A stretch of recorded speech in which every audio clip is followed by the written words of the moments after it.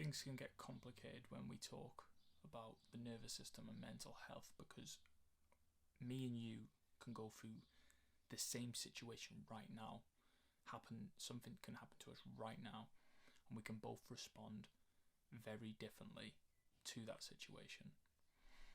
That situation can affect us completely differently, and then, for the rest of our time in that day, in the next coming up week, months, maybe even years, like, that situation can affect us completely differently.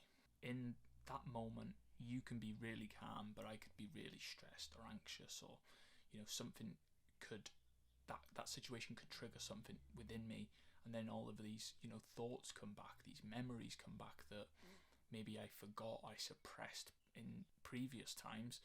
I've suppressed all of that, and this situation that's happening right now brings that all back up, and that can then that can start to play on your mind, that can start to bring up these feelings, these emotions. That is an example of how the nervous system, our parasympathetic and sympathetic nervous system, can affect us and our mental state. But it begs the question, what about ADHD, autism, OCD?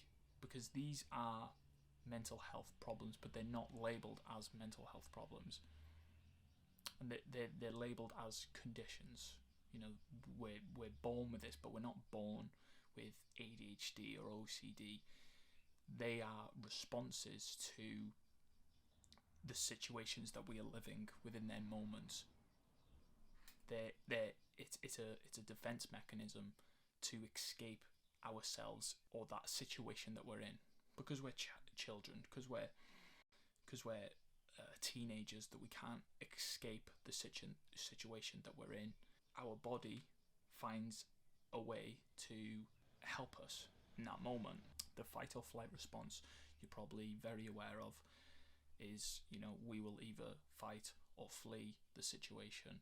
There's a third one called freeze, and it makes sense for us to see these as conditions and not mental health problems. But they are mental health problems, because what happens in that moment when you're scared, you're a child, you're a teenager, and you can't get out of that situation, our body will find everything it can do possible to escape that moment.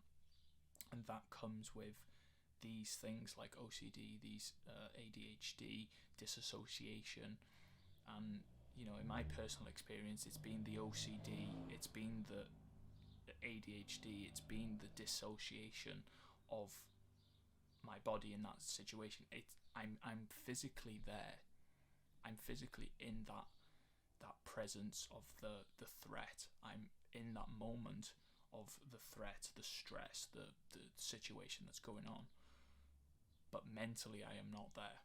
And this is what these conditions or mental health problems can do for us in this moment. It's a response to protect us in that moment. We can go to the doctors, we can go to for some medical advice, but most of the time, especially for OCD and ADHD, they're just going to give you medication to medicate and suppress the symptoms, but you're not actually getting to the root cause of that problem, of what's going on and what started that, because we're not born with it. There's not one single gene that is in our system that says we are born with ADHD, we are born with OCD. It's a defense mechanism within us, that's built within us to protect us. The fight, flight, or freeze response is there to protect us, and these are going to affect us mentally. And the people with OCD, autism, ADHD, they have different thought processes, they have different ways of feeling them emotions. They're more intense, they're more frequent, they're hyperactive. Like, they think differently, and that's obviously going to affect us mentally within that moment.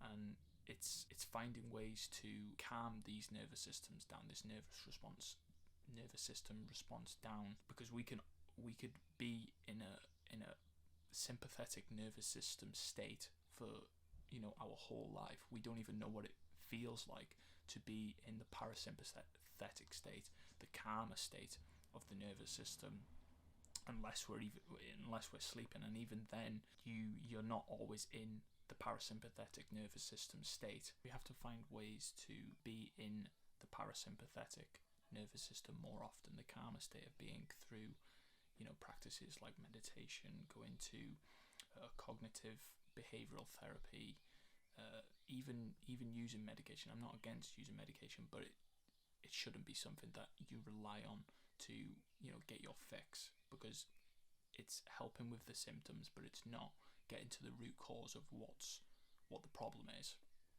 It might get you into that calmer state of being, which is the start. It's start of the process, the whole journey, but it's not the solution. It's not the answer. Our nervous system being activated all the time can affect us in many different ways, of course. It's there to help us for sure. It always being in that sympathetic nervous system state, the stressed state, the fight or flight response, is not beneficial, is not going to help us. It's, we're not always in danger, we're not always in life-threatening circumstances, but because of how we've been brought up, the things that we've experienced, it can stay in that response because we see everything as a threat, and this can drastically affect how we think, the thoughts that are going through our mind, our thought processes, our emotions, everything to do with our mental health and the way we process things. So if we can't come to the more calmer state of the nervous system, then our mental health is going to suffer drastically throughout most of our life, because that is the beginning of the process of healing, improving our mental health, being able to switch between the parasympathetic and the sympathetic nervous system. If we are never calm, if we are always stressed, then that is going to drastically impair our mental health. So it's your job to find ways that are going to work, for you to calm yourself down. It might be the therapy, cognitive behavioral therapy, it might be just regular therapy, it might be journaling, it might be meditating, exercise. These things, these tools are going to be here to help us, to bring us to the more parasympathetic nervous system. And that is the beginning, the very beginning of the process. And that is the very beginning, because when we're in that calmer state of mind, that calmer nervous system, when we've released that stress, the emotion, we're in that calmer state. It allows us to think more clearly of why we do certain things, why we act certain ways, and why our thought process is the way it is. And we can come to more of them realizations when we're in that calmer state of being, a calmer state of mind. Hope this helps, boys. Love you.